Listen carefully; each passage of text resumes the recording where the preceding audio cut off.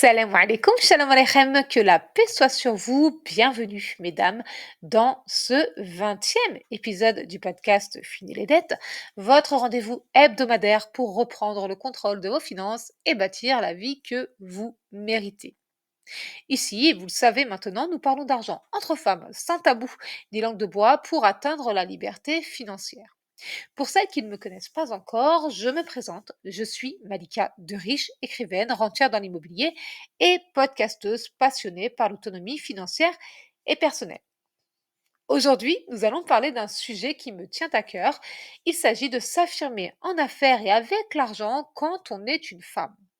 Trop souvent, nous, les femmes, avons été conditionnées à être discrètes sur l'argent, à ne pas demander trop, à ne pas déranger, à accepter ce qu'on nous donne sans négocier. Mais maintenant, ça doit s'arrêter. Dans cet épisode, nous allons voir comment changer la donne, comment s'affirmer, comment imposer sa valeur et ne plus jamais laisser l'argent être un sujet tabou ni un frein. Cet épisode se compose de 5 parties. Partie 1, pourquoi les femmes ont du mal à s'affirmer financièrement. Partie 2, changer son état d'esprit. L'argent est une force, pas une honte. Partie 3, savoir négocier et défendre sa valeur. Partie 4, gagner en confiance et en autorité dans le monde des affaires. Partie 5, bilan de l'épisode et mise en pratique. Alors, comme d'habitude, mesdames, je vous invite à prendre de quoi noter. Plongeons maintenant dans ce 20e épisode. C'est parti.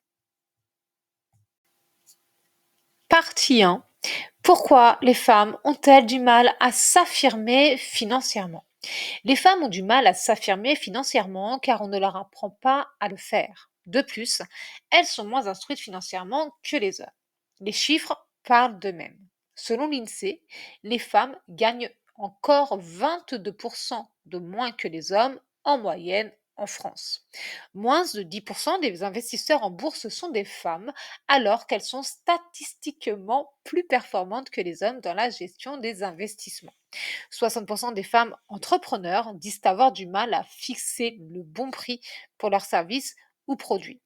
Pourquoi? Eh bien, ça coule de source, c'est parce qu'on ne nous a pas appris à le faire. On nous a appris au contraire à ne pas déranger, ne pas demander trop, ne pas être trop ambitieuse. Et quand on y réfléchit un petit peu et qu'on écoute régulièrement Fini les dettes, le podcast, et qu'on lit le livre Fini les dettes, on sait très bien que ça ne concerne pas que l'argent. Ce mode d'éducation spécifiquement réservé aux filles pour faire des femmes faibles, disons-le clairement, eh bien, ça touche tous les pans de la vie. En amour, ne dérange pas, ne demande pas trop, ne sois pas trop ambitieuse. Pour ta carrière, ne dérange pas, ne demande pas trop, ne sois pas trop ambitieuse. Pour tes relations, de quelque forme qu'elles soient, ne dérange pas, ne demande pas trop, sois pas trop ambitieuse. Tes rêves, ne dérange pas, ne demande pas trop, ne sois pas trop ambitieuse. Ta santé, ne dérange pas, ne demande pas trop, ne sois pas trop ambitieuse. Tous les pans de la vie passent, tous. Dès l'enfance, on nous enseigne à être gentil, serviable, à ne pas parler d'argent parce que ce n'est pas élégant. Le résultat, on hésite à demander une augmentation. On accepte des contrats sous-payés. On baisse nos prix pour ne pas faire peur, pour ne pas effrayer la clientèle, alors que les clients sont là pour acheter. Il est vraiment temps, mesdames, de changer cet état d'esprit et d'apprendre à s'affirmer.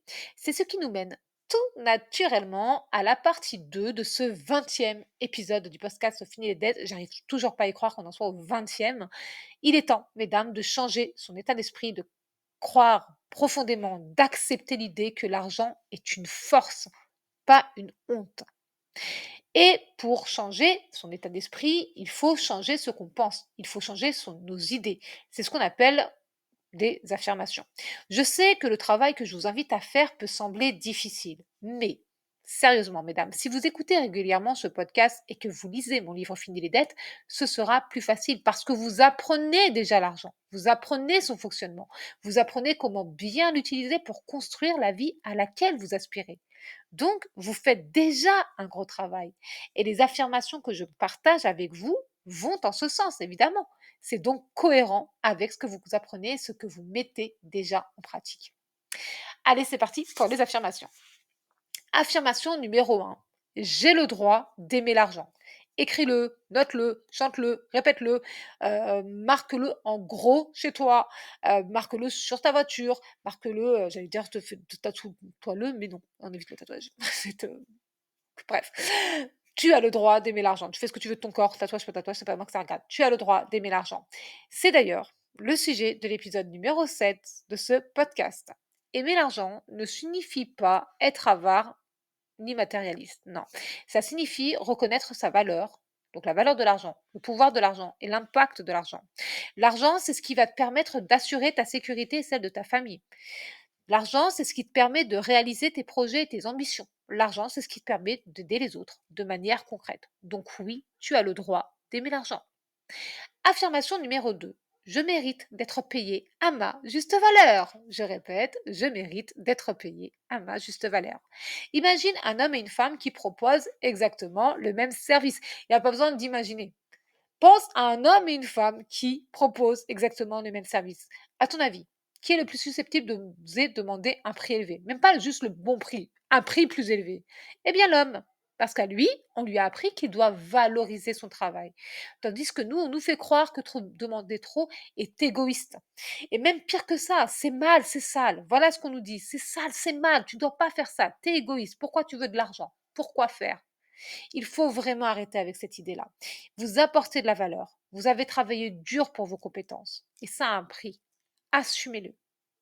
D'ailleurs, voici une petite anecdote pour les sceptiques et celles qui se disent qu'elles n'oseront jamais demander le juste prix pour leur travail. Au tout début de ma carrière, j'étais styliste. Je créais, je vendais des vêtements et bijoux pour femmes. Je n'osais pas demander un prix qui, moi, me semblait élevé. Je croyais même que moins c'était cher, plus j'aurais de clientes. Comme si j'étais le magasin Action. C'était une grossière erreur de ma part parce que les produits faits main se détachent du marché par leur qualité et le savoir-faire unique des créatrices et créateurs. Les produits les moins chers se vendaient mal et ça, je le vois même dans mes livres, contrairement à ceux dont les prix étaient plus élevés. Quand j'ai compris ça, j'ai commencé à fixer les vrais prix de chaque création. Et je fais pareil pour mes livres. Et bien qu'on considère que le marché du livre et de l'art en général sont différents du reste des marchés commerciaux, là aussi ça se vérifie. Mes livres dont le prix est le plus élevé se vendent le mieux. En fait, ça a un rapport avec la psychologie humaine et les attentes des clients et des lecteurs et lectrices. Voilà, fin de ma petite anecdote. Partie 3, savoir négocier et défendre sa valeur. Cette partie-là, mesdames, est très importante. Vous devez apprendre à négocier et à défendre ce qui est important pour vous. Règle numéro 1, toujours oser demander. Un client potentiel trouve votre tarif trop élevé, restez ferme. Il ne paie pas seulement ton temps, mais ton expertise, ton savoir-faire, tes années d'expérience. Et même si ça fait 2 mois que tu es dans le métier ou que tu viens tout juste de commencer, donc encore moins que 2 mois, ton client doit payer le prix que tu fixes. Tu n'as pas à mettre ton travail au rabais parce qu'en fait, c'est ta vie que tu mets au rabais. Le prix que tu fixes, dis-toi que c'est comme ce que je dis sur les dettes. On va pas vivre une vie à crédit. Tu vas pas vivre une vie à rabais. Un employeur te propose un salaire inférieur à tes attentes, t'acceptes pas tout de suite. Tu demandes plus.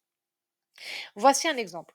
Une étude de Harvard a prouvé que les femmes qui négocient leur salaire obtiennent en moyenne 7 000 € de plus par an que celles qui acceptent immédiatement. Voici une anecdote pour étayer mon propos. Le terrain que j'ai acheté était à 7 000 € net, ça tombe bien. Lors de la visite avec l'agent immobilier, j'ai demandé s'il y avait une marge de négociation. Il a semblé surpris. Et je l'étais moi aussi. Mais sincèrement, j'ai haussé une épaule en lui disant bah, je tente, hein, l'argent est sur mon compte, je suis prête à acheter maintenant, mais j'aime autant que tout rentre dans mon budget. Et là, l'agent immobilier m'a conseillé de demander une baisse de prix de 2 000 €. C'est ce que j'ai fait et ça a été accepté. C'est comme ça que tout est entré dans mon enveloppe de 10 000 €, frais de notaire et agence inclus. Vous voyez, mesdames, je vous le dis sincèrement, j'ai moi-même été étonnée d'oser demander. C'était la première fois de ma vie que je faisais une négociation immobilière. J'étais en sueur, je tremblais un petit peu discretos, je l'ai regardé dans les yeux, il n'allait pas me manger, il n'allait pas partir en courant, il était là pour vendre le terrain de la dame qui le vendait, des femmes qui le vendaient. Donc, il y a réfléchi. Bien sûr qu'il a eu l'air surpris. J'arrive avec mon hijab, ma canne, toute gentille, toute pimpante, et je lui dis: «C'est possible de négocier? C'est possible de baisser le prix?» Ça a été accepté. C'est rentré dans mon enveloppe. Tout le monde était content. On a signé chez le notaire, on était toutes contentes parce que la notaire était une femme. Voilà, fin de la petite anecdote. Règle numéro 2, apprenez à dire non et encore une fois, ce n'est pas valable que pour l'argent. Non aux clients qui veulent tout pour rien. Non aux collaborations qui ne vous respectent pas. Non aux projets qui vous prennent du temps sans retour. Non aux gens qui ne vous respectent pas et ou qui vous en demandent toujours plus. Dites-leur oui quand vous irez sur la Lune, quand vous pourrez la décrocher et la leur donner. Là, à ce moment-là, vous leur direz oui. D'ailleurs, ça me rappelle une autre petite anecdote. On est plein d'anecdotes aujourd'hui. J'avais déniché un super terrain avant de signer celui à 5 000 euros. Avant de se signer, oui, celui à 5 000 euros dont je vous ai parlé. J'ai longuement discuté avec le vendeur avant de venir visiter. Sur place, nous avions trouvé un accord. Mais après coup, le monsieur m'a dit que son frère n'était pas d'accord. Je lui ai demandé s'il y avait quelqu'un d'autre sur le terrain, donc qui avait un pouvoir décisionnel quant au prix et à la vente. Il m'avait assuré que non. Et puis après coup, donc après qu'on a eu une entente verbale, il m'a dit que son frère n'était pas d'accord. Il voulait augmenter le prix. Il me semble qu'on passait de 8 000 euros sans négociation ni accord à 10 000 euros. J'ai dit non et sincèrement, je me sens super bien. Le monsieur, lui, n'a pas vendu son terrain. Il a fait appel à une société qui m'a envoyé un devis de 12 000 euros pour aplanir le terrain, faire en sorte qu'on puisse y accéder et à baisser son prix de vente. Donc, moi, si j'avais acheté le terrain, j'aurais dû payer les 10 000 euros demandés par le monsieur et son frère, plus 12 000 euros pour aplanir le terrain et faire en sorte qu'on puisse y accéder. J'ai refusé. Et c'est le monsieur qui a fait ces travaux, qui a fait faire ces travaux-là. De mon côté, j'ai trouvé un terrain mieux situé et qui me correspond mieux et qui en plus est entré dans mon enveloppe budgétaire, ce qui est très important. Je ne sais vraiment pas ce que j'espérais ce monsieur, mais en tout cas, quelles que furent ses espérances, ça n'a pas fonctionné avec moi parce que mon argent, mon choix. Notez cette phrase les filles, mon argent, mon choix. Ça marche aussi avec mon corps, mon choix. Vous voyez, ça marche avec tout en fait. Règle numéro 3, pratiquer la phrase clé de la négociation. Comment pouvons-nous trouver un terrain d'entente? Cette phrase ouvre la discussion sans confrontation et plus important encore, elle vous donne l'avantage. Pourquoi? Parce que la personne à qui vous avez affaire comprend que si aucun terrain d'entente n'est trouvé, vous allez voir ailleurs. Tout simplement. Partie 4, gagner en confiance et en autorité dans le monde des affaires. C'est très important. Et ça s'apprend. Voici ce que vous devez faire pour gagner en confiance et en autorité dans le monde des affaires. Petit 1, accepter et aimer le fait que vous êtes une femme d'affaires. Ça, c'est la base et c'est ultra important. Que vous soyez entrepreneur, chef d'entreprise, peu importe comment vous l'appelez, peu importe comment vous appelez ça, une mompreneur, une chef de micro-entreprise, la créatrice d'un empire ou d'un futur empire, peu importe comment tu appelles ça, il faut que tu l'acceptes et que tu aimes ça. Vraiment que tu te lèves le matin et que tu dises purée, je vais dire un gros mot, tu dises purée, je kiffe ma vie de chef d'entreprise, je kiffe ma vie de femme d'affaires. C'est vraiment la base et c'est ultra important. Petit 2, affirme-toi dans ta communication. Parle fort, clairement, avec assurance, comme je le fais. Il n'y a aucune honte à avoir, ni aucune gêne. Et je peux t'assurer que c'est comme ça qu'on te prend au sérieux et qu'on te respecte.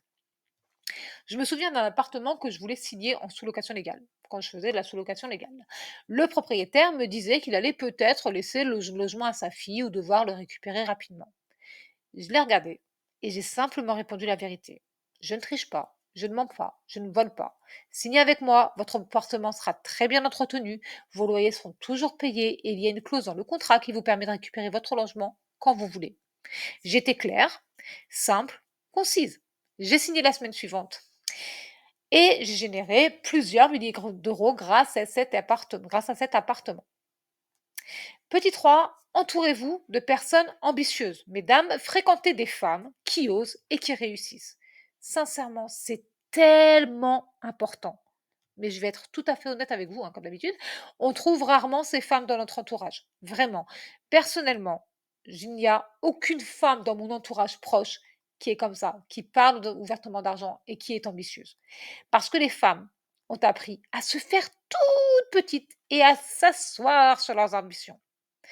Personnellement, On m'a longtemps dit que les hommes n'aiment pas les femmes ambitieuses, qu'une femme carriériste détruit son couple et sa famille et qu'elle est mal vue. Ce que j'ai fait, eh bien, j'ai fait 2 choses. La première a été de fermer mes oreilles, c'est ce que j'appelle fermer ses écoutilles. La seconde a été de ne plus jamais parler de mes ambitions à celles qui me disaient ces choses-là. C'est assez aberrant d'être une femme instruite, de vivre en France, dans un pays où il y a énormément de possibilités. On a absolument tous les droits, qu'on est protégé normalement par la Constitution. Et d'arriver encore à croire qu'il ne faut pas être trop brillante, trop riche, trop pauvre, trop ambitieuse. C'est jamais de toute façon, on sera jamais assez, donc tu dois vivre pour toi et si tu décides ou que tu es déjà chef d'entreprise, que tu es déjà une femme d'affaires, parle fort, affirme-toi, parle d'argent, entoure-toi de femmes qui sont dans le même état d'esprit que toi. Petit 4, apprends des meilleurs. Lisez les biographies de femmes influentes, écoutez leurs témoignages et gardez ceci en mémoire. L'apprentissage passe aussi, et j'ai envie de te dire, surtout par l'application, la mise en pratique. C'est vraiment bien de s'instruire, c'est vraiment bien d'apprendre des trucs, c'est vraiment bien de connaître l'histoire de telle ou telle personne parce que tu vas, dans les moments de doute, tu vas te rappeler qu'il y a des femmes qui ont réussi, qui ont traversé des épreuves, comme tout le monde, tous les humains traversent des épreuves, mais le fait de savoir que telle ou telle personne a vécu telle ou telle épreuve et a quand même réussi, a quand même fait preuve de courage et de résilience, eh bien toi, ça te rappelle que tu as suffisamment de courage, de force, de puissance, de résilience pour y arriver. Mais il n'y a rien de mieux que de passer à la pratique. Il n'y a rien de mieux que d'appliquer. Ça me rappelle quand je faisais mes cours de mode. Je pense que c'est vraiment là que j'ai compris ça. J'adore regarder les magazines et quand j'étais, styliste, en formation, quand je faisais mes cours de mode, en ligne, hein, finalement, par correspondance, donc c'est des cours en ligne, je me souviens que quand je devais créer ma propre, ligne de vêtements, ma propre collection, je me suis coupée de tout ce que j'avais l'habitude de regarder, de tout ce que j'avais, tous les contenus que je consommais. C'est-à-dire les émissions, les magazines, vraiment pour ne pas être influencée et cette mise en pratique, donc c'est le fait de passer à l'action, m'a permis de clôturer mes 3 années de mode avec le fameux défilé de mode et tous les élèves n'arrivent pas à faire ça. Voilà, fin de ma petite anecdote et j'espère que ça t'a motivé à comprendre que toi aussi tu peux le faire. C'est bien d'apprendre et c'est encore mieux d'appliquer et de mettre en pratique. Petit 5, investis en toi-même. Forme-toi, monte en compétences. Vous le faites déjà en écoutant cet épisode et vous pouvez continuer d'investir en vous en vous abonnant à ma chaîne pour ne plus jamais rater le moindre épisode. Écoutez aussi les autres épisodes si ce n'est pas encore fait. Lisez le livre Fini les dettes. Le lien est dans la barre d'infos.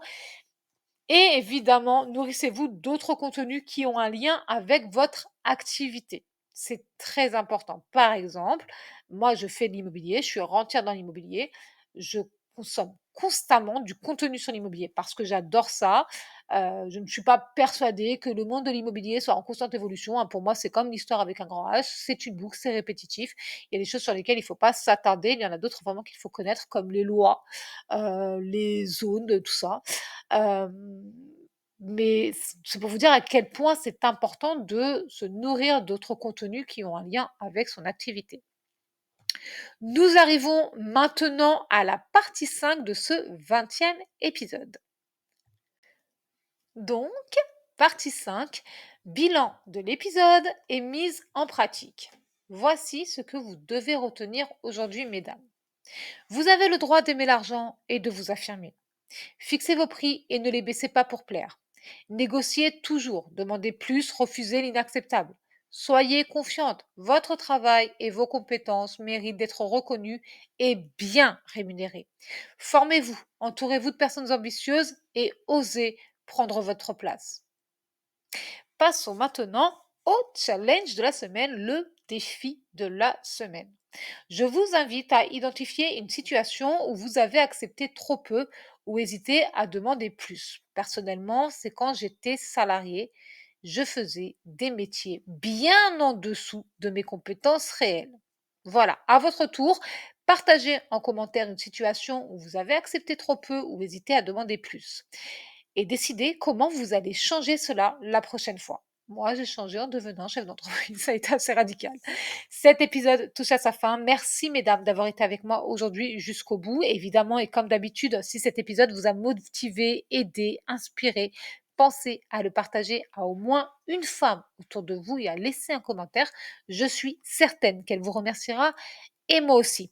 Découvrez mon livre Fini les dettes si ce n'est pas encore fait. C'est entre guillemets un guide essentiel pour maîtriser votre argent et bâtir votre indépendance financière. Le lien est en barre, est en description. Je dis entre guillemets un guide parce que pour d'autres c'est une formation. Pour d'autres encore, c'est le livre qu'il faut absolument lire, le livre à mettre entre toutes les mains. Dans le prochain épisode, mesdames, nous allons aborder un sujet fondamental qui concerne les piliers de la liberté financière que chaque femme doit connaître.